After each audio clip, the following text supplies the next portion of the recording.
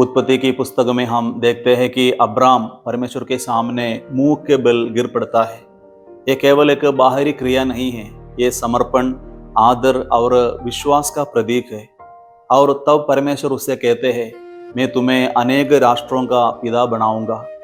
Abram वृद्ध है, निसंतान है और अनिश्चितता में है, फिर भी परमेश्वर उसे ऐसी बात पर विश्वास करने के लिए कहते हैं जो असंभव प्रतीत होती है। और इस वचन के साथ परमेश्वर उसे एक नया नाम देते हैं, अब्राहम, एक नई पहचान। और यूहन्ना के सुसमाचार में हम यीशु को ऐसे वचन कहते हुए देखते हैं जो सुनने वालों को चौंका देते हैं, जो कोई मेरे वचन का पालना करेगा वह कभी मृत्यु नहीं देखेगा। लोग उलझन में पड़ जाते हैं, यहाँ तक कि क्रोधित भी हो जाते हैं और उन्हें अब्राहम की याद आती है जो मर गया था। वे उसी बात से चिपके रहते हैं जो उनकी समझ में आती है, लेकिन यीशु कुछ कहीं अधिक बड़ी बात प्रकट कर रहे हैं। वे केवल एक और संदेशवाहक नहीं है, वे अब्राहम से किए गए वादे की पूर्णता है।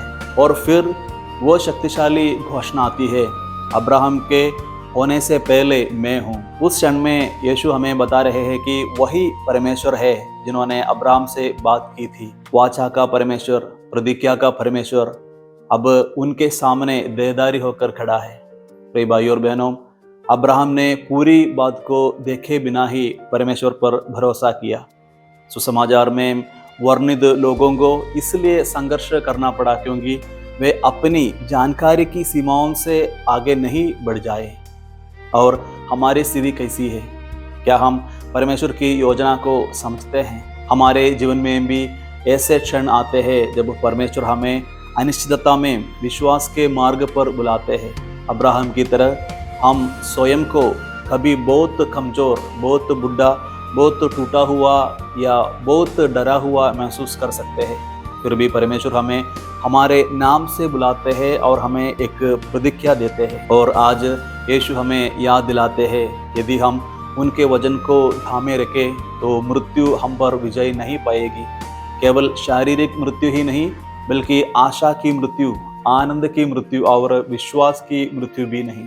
तो आज हम अपने आप से ये पूछे, क्या मैं परमेश्वर की प्रतिज्ञा पर विश्वास करता हूँ, तब भी जब मैं उसे देख नहीं सकता?